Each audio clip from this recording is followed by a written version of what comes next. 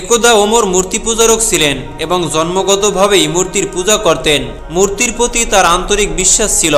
তাদের অন্তরে ইসলামের বিরোধিতার আগুন সবসময় জ্বলতেই থাকে। ধীরে ধীরে যখন মুসলমানের সংখ্যা দিন দিন বেড়েই চলছে, রাসূল আকরাম সাল্লাল্লাহু আলাইহি ওয়াসাল্লামের প্রচারের মাধ্যমে দুনিয়া হতে ইসলামকে ধ্বংস করে ফেলতে কুরাইশরা তখন অনেক চেষ্টা করল এবং সমন্বয়ে পরামর্শ করল। তারা এই সিদ্ধান্তে উপনীত হল যে হযরত মুহাম্মদ সাল্লাল্লাহু আলাইহি ওয়াসাল্লামকে এই দুনিয়া হতে চিরদিনের জন্য খতম করে দিবে। শুধু তাই নয়, তাদের মধ্যে একজন ঘোষণা করল যে হযরত মুহাম্মদ সাল্লাল্লাহু আলাইহি ওয়াসাল্লামের মস্তকটি যে ব্যক্তি মৃত্যু অথবা জিন্দা নিয়ে আসবে তাকে 100 স্বর্ণ মুদ্রা এবং 1000 উট পুরস্কার করবেন। যদি তোমাদের মধ্যে এমন কেউ থাকো তাহলে এ কাজ সমাধান করে ঘোষিত পুরস্কার লও। সবাই তখন চিন্তায় পতিত হলো। তখন তারা চিন্তা করতে লাগলো যে কিভাবে হযরত মুহাম্মদ সাল্লাল্লাহু আলাইহি ওয়াসাল্লামের মস্তক আনা যায়। এই নিয়ে সবাই সবার দিকে তাকিয়ে দেখতে লাগলো। হঠাৎ করে হযরত ওমর রাদিয়াল্লাহু তাআলা আনহু খোলা তলোয়ার হাতে নিয়ে দাঁড়িয়ে বলল, আমি এই কাজ সমাধা করে দিচ্ছি। আমি মুহাম্মাদের মাথা কেটে আনব এবং সবার সামনে উপস্থিত করব। পুরস্কারের জন্য আমি লালায়িত নই। আমি সবার সম্মুখে ওয়াদা করছি যে মুহাম্মাদের শির আমার হাতে না আসা পর্যন্ত আপনাদের সাথে দেখা করব না। আর আমি এই পণ করছি যে তার মাথা কেটে আপনাদের সামনে উপস্থিত করব। হযরত ওমর রাদিয়াল্লাহু তাআলা আনহুর এই বীরত্বপূর্ণ উক্তি শুনেই সবাই তখন মনে করল এবার নিশ্চয়ই হযরত মুহাম্মদ সাল্লাল্লাহু আলাইহি ওয়াসাল্লামের বাহাদুরি আর থাকবে না। যেহেতু হযরত ওমর রাদিয়াল্লাহু তাআলা আনহু তাকে খতম করার জন্য খোলা তলোয়ার নিয়ে গেছেন, হযরত ওমর রাদিয়াল্লাহু তাআলা আনহু খোলা তলোয়ার হস্তে নিয়ে রওনা করলেন হযরত মুহাম্মদ সাল্লাল্লাহু আলাইহি ওয়াসাল্লামকে হত্যা করার জন্য। অল্প দূরে যাওয়ার পরে পথে নাইম নামের একজন লোকের সাথে তার দেখা হলো।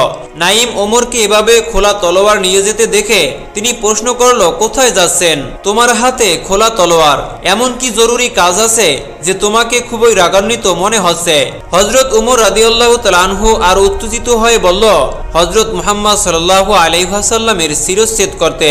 নাইম তখন তার এই ভাব দেখে এবং সংক্ষিপ্ত সংবাদ শুনেই হযরত ওমর রাদিয়াল্লাহু তাআলা আনহুর মনোভাব যে কি সত্যি তা তিনি বুঝতে পারলেন। তখন নাইম বলল, হযরতকে হত্যা করার পরে বনু জোহরা, বনু হাশেম ও বনু আবদে মানাফ গুরুতর আক্রোশ হতে তোমাকে কে রেহাই করবে তা কি একবারও ভেবে দেখছো?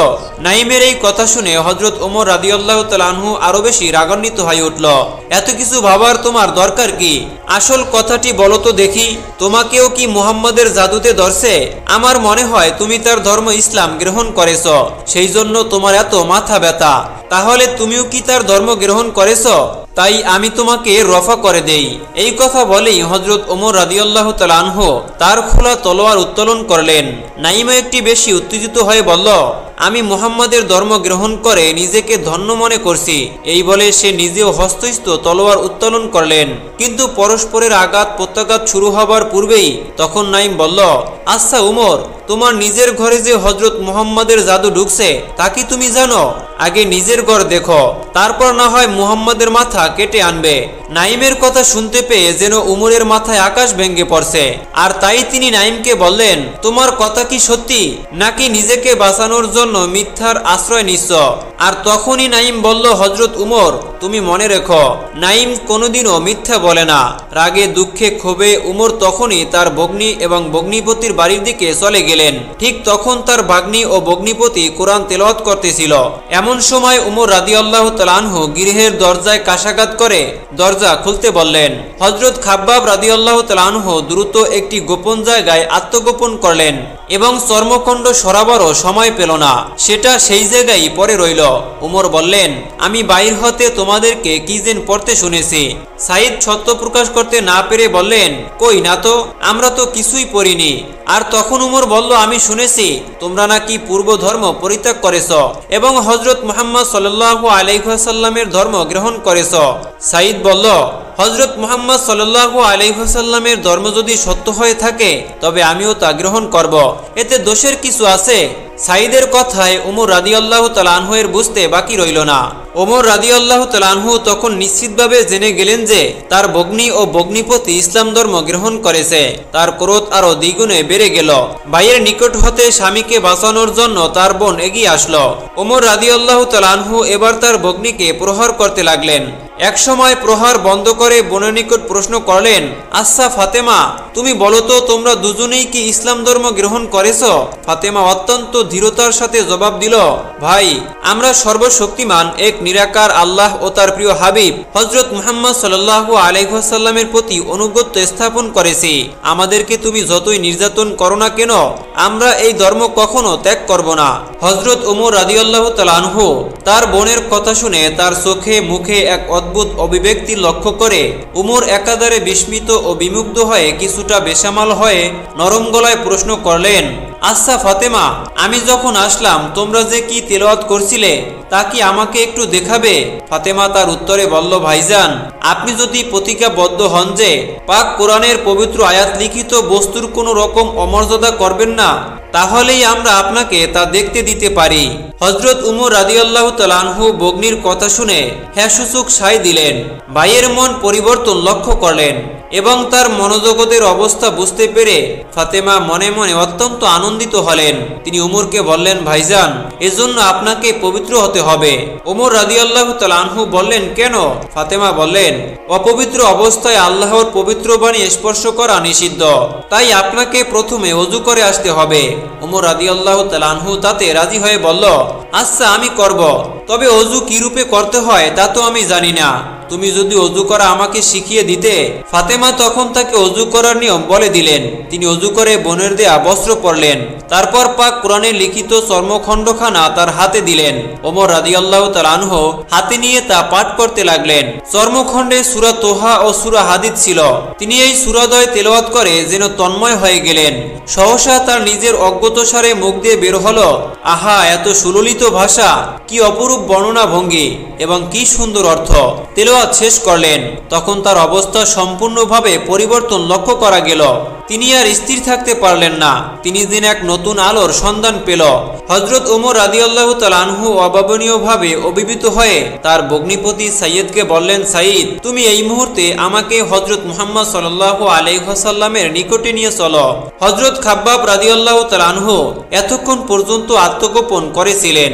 এবার তিনি সাহসে ভর করে প্রকাশ্যে বাইর হয়ে এসে বলল, ভাই ওমর, আমি এতক্ষণে আপনাকে একটি সংবাদ প্রদান করছি। গত রাতে হযরত মুহাম্মদ সাল্লাল্লাহু আলাইহি ওয়াসাল্লামকে আমি এই মর্মে দোয়া করতে শুনেছি যে, হে আল্লাহ, অনুগ্রহ করে আবু জাহেল ও ওমর এ দুজনের মধ্যে যে কোনো একজনকে আপনি আমাদের দলভুক্ত করে দিন। আমার মনে হয় হযরত মুহাম্মদ সাল্লাল্লাহু আলাইহি ওয়াসাল্লামের সেই দোয়া আল্লাহ পাক রব্বুল আলামিন কবুল করেছেন এবং এই ব্যাপারে আপনাকে পছন্দ করেছেন। এই কথা শ্রবণে ভাবাবেগ হযরত ওমর রাদিয়াল্লাহু তাআলা আনহু নিজেকে আর স্থির রাখতে পারছিল না। তাই তিনি উচ্চস্বরে বলে উঠলেন, ওহে, কোথায় সেই আল্লাহর রাসূল? এখন তিনি কোথায় অবস্থান করেছেন? তোমরা শীঘ্রই আমাকে তার কাছে নিয়ে যাও এবং আমাকে এক্ষুনি তার পবিত্র চরণতলে লুটিয়ে পড়তে দাও। তখন হযরত মুহাম্মদ সাল্লাল্লাহু আলাইহি ওয়াসাল্লাম কয়েকজন সাহাবীকে নিয়ে সাফা পর্বতের নিকটে আরকাম নামক এক নব মুসলমানদের বাড়িতে গিয়ে ধর্মীয় আলোচনা করেছিলেন। সেখানে হযরত আবু বকর রাদিয়াল্লাহু তাআলা আনহু প্রমুখ, হযরত আমির হামজা এবং হযরত আলী রাদিয়াল্লাহু তাআলা আনহু এবং আরো সাহাবীগণ উপস্থিত ছিলেন। হঠাৎ কে একজন বলল, মনে হয় ওমর আছে। তা শুনে মহাবীর আমির হামজা রাদিয়াল্লাহু তাআলা আনহু রাগান্বিত স্বরে বললেন, তাতে কি হয়েছে, আসতে দাও। যদি সে সৎ উদ্দেশ্যে এগিয়ে আসে তবে আমরা তাকে বরণ করে নিব, আর যদি সে কোনো অসৎ উদ্দেশ্যে এগিয়ে আসে তবে তার তলোয়ার দিয়েই তার মস্তক দ্বিখণ্ডিত করে দিব। হযরত মুহাম্মদ সাল্লাল্লাহু আলাইহি ওয়াসাল্লাম তার প্রশান্ত স্বরে সকলকে শান্ত হবার জন্য বললেন, তোমরা ওমরকে কেউ কিছুই বলবে না, তাকে ঘরের মধ্যে আসতে দাও। তাকে যা কিছু বলার দরকার তা আমি নিজেই বলবো। ইতিমধ্যে হযরত ওমর রাদিয়াল্লাহু তাআলা আনহু সেখানে উপস্থিত হলেন। হযরত মুহাম্মদ সাল্লাল্লাহু আলাইহি ওয়াসাল্লাম তাকে নিজের কাছে আহ্বান করলেন। উমর ধীরে ধীরে হযরত মুহাম্মদ সাল্লাল্লাহু আলাইহি ওয়াসাল্লামের নিকটে আসলেন। হযরত মুহাম্মদ সাল্লাল্লাহু আলাইহি ওয়াসাল্লাম তার পিঠে হাত দিয়ে বলল, উমর, এভাবে আর কতদিন অন্ধকারের মধ্যে হামাগুড়ি দিবে? সত্যের বিরুদ্ধে আর কতই বা লড়াই করতে চাও? আল্লাহর নবীর পবিত্র স্পর্শে হযরত ওমর রাদিয়াল্লাহু তাআলা আনহুর বক্ষ দুরু করে কাঁপতে লাগলো। মনের কালিমা তো বোনের বাড়িতেই বসেই গেছে। তিনি অবনত মস্তিষ্কে উত্তর করলেন, ইয়া রাসূলুল্লাহ সাল্লাল্লাহু আলাইহি ওয়াসাল্লাম, সত্যের বিরুদ্ধে লড়াই শেষ হয়ে গিয়েছে, এবার আত্মসমর্পণের জন্য হাজির হয়েছি। অনুগ্রহ করে এই নরোত্তমকে আপনি আপনার চরণতলে স্থান দান করুন এবং মুক্তির ব্যবস্থা করুন।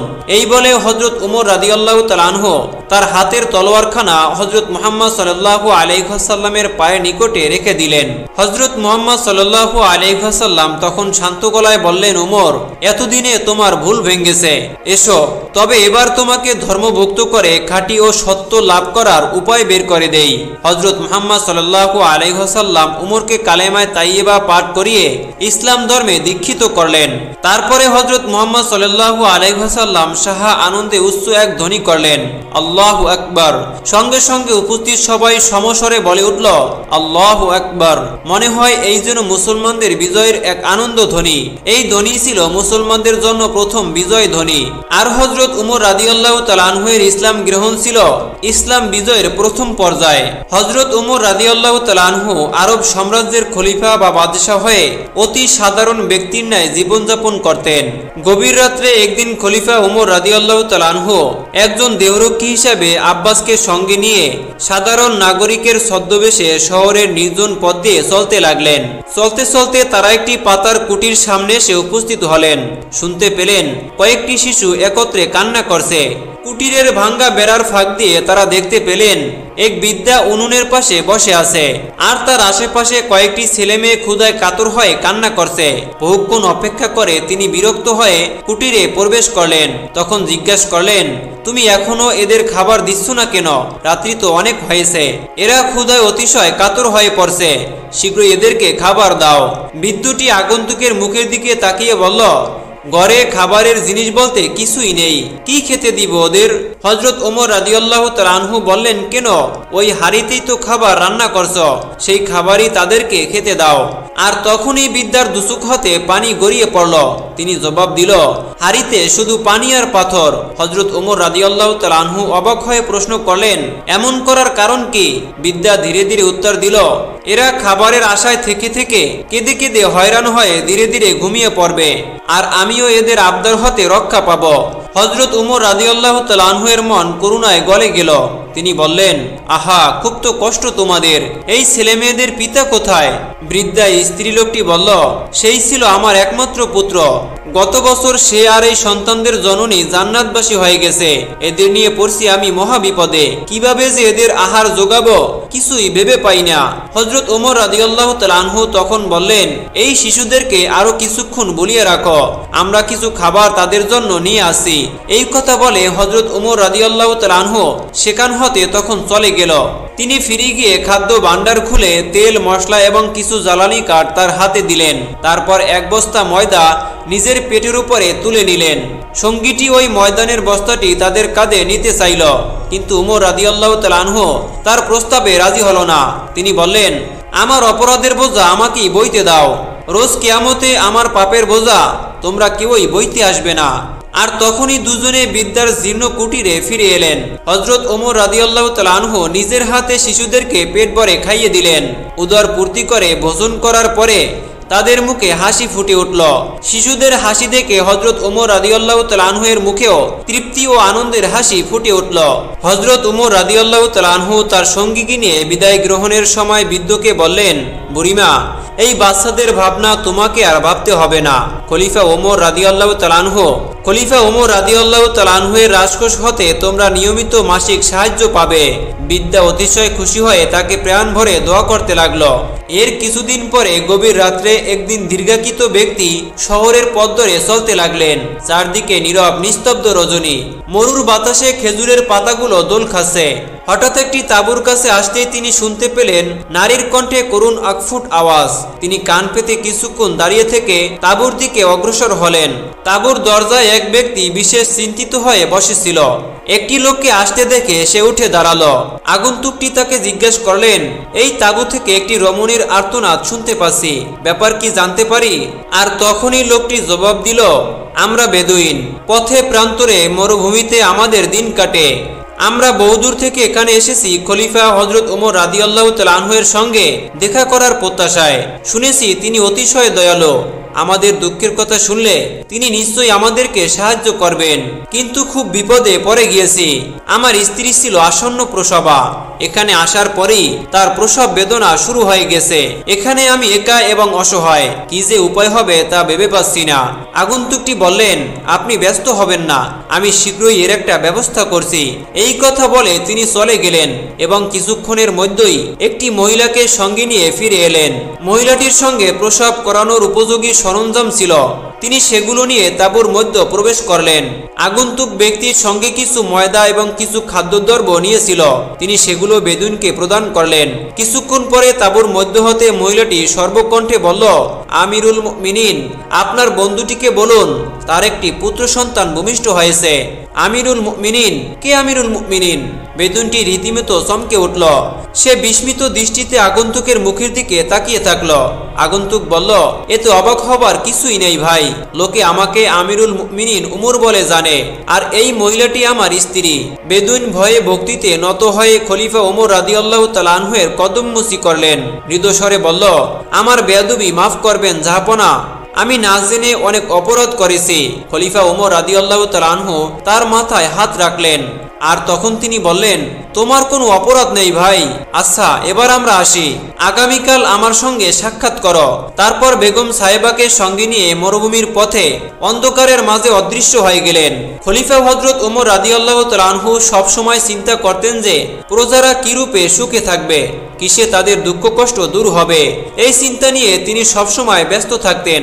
হযরত ওমর রাদিয়াল্লাহু তাআলা আনহু রাত্রিতে একজন সঙ্গীকে নিয়ে রাজধানীর আশেপাশে নগরের পথে পথে পল্লীর আনাচে কানাচে ঘুরে বেড়াতেন। কে কোথায় কিভাবে আছে, কারো কোনো বিপদ হয়েছে কিনা, কেউ কিছু অন্যায় করছেন কিনা তার সন্ধান করে ফিরতেন।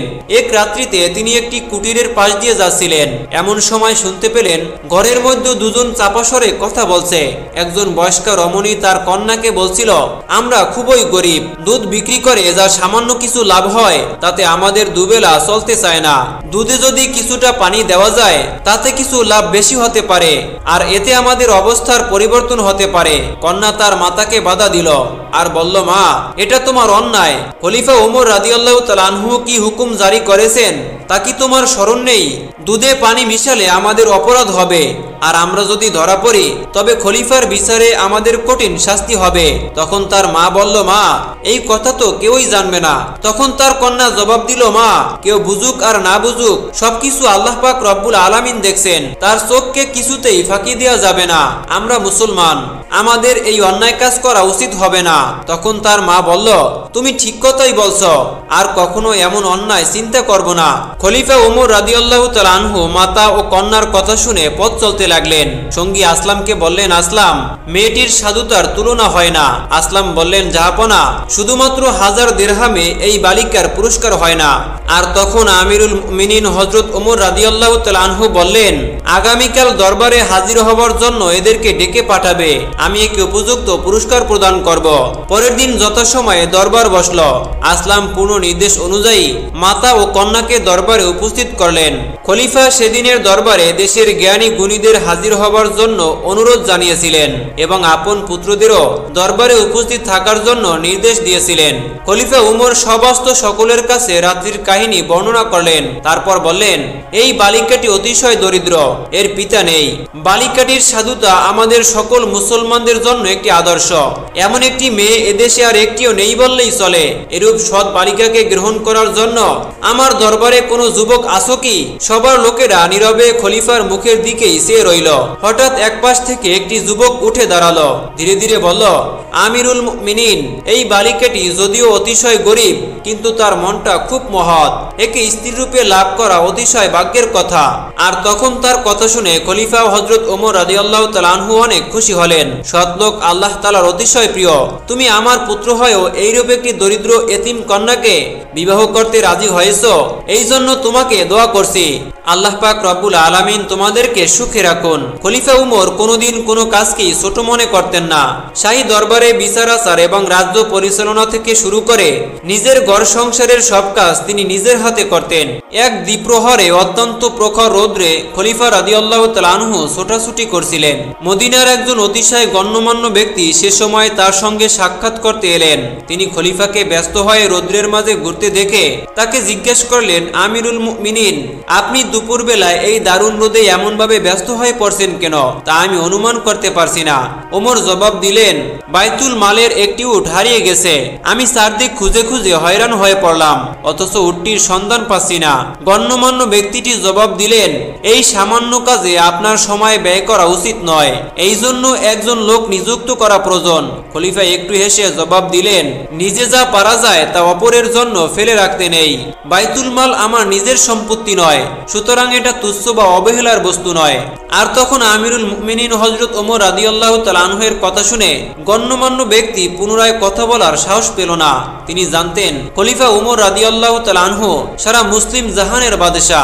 তার ইঙ্গিতে হাজার হাজার সিপাহী ওয়াকাতারে প্রাণ বিসর্জন দেবার জন্য প্রস্তুত রয়েছে।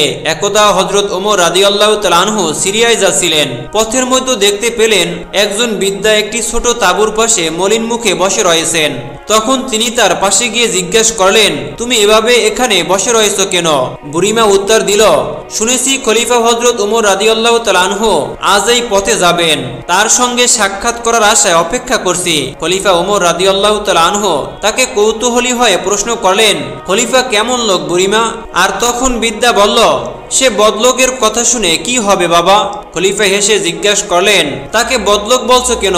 বৃদ্ধা রাগান্বিত হয়ে বলল, কেন বলবো না, কত দুঃখে কষ্টে আছি, কিন্তু আজ পর্যন্ত কারো নিকট হতে একটা কানা করিও সাহায্য পেলাম না। খলিফা উত্তর দিলেন, বুড়িমা তুমি অনেক দূরে থাকো, তোমার খবর তিনি কেমন করে জানতে পারবেন? বৃদ্ধ বলল, প্রজার সুখ দুঃখের খবর তিনি যদি না রাখতে পারেন তবে তিনি খলিফা হলেন কেন? খলিফা হাসলেন, নত হয়ে তাকে সালাম করে বললেন, সত্য সত্যই আজ তোমার কাছ হতে একটা নতুন জ্ঞান লাভ করলাম। সব প্রজার সুখ দুঃখের খবর রাখা খলিফার কর্তব্য। হযরত উমর রাদিয়াল্লাহু তাআলা আনহু খলিফা হবার পর থেকে তুমি যত দুঃখ কষ্ট পেয়েছো, এখন কত টাকা দিলে তুমি তাকে ক্ষমা করে দিবে? ঠিক এমন সময় হযরত আলী রাদিয়াল্লাহু তাআলা আনহু আর আব্দুল্লাহ ইবনে মাসউদ রাদিয়াল্লাহু তাআলা আনহু তার কাছে এসে বললেন, আসসালামু আলাইকুম ইয়া আমিরুল মুমিনিন। বৃদ্ধ মহিলা হঠাৎ আমিরুল মুমিনিন নাম শুনে প্রায় অজ্ঞান হবার উপক্রম হলো। হযরত উমর রাদিয়াল্লাহু তাআলা আনহু তাকে সান্ত্বনা দিয়ে তার হাতে 25টি স্বর্ণমুদ্রা দিয়ে তারপরে একটি চামড়ায় লিখিয়ে নিলেন যে কাল কিয়ামতে হযরত ওমর রাদিয়াল্লাহু তাআলা আনহু এর উপরে তার কোনো আর দাবি রইল না।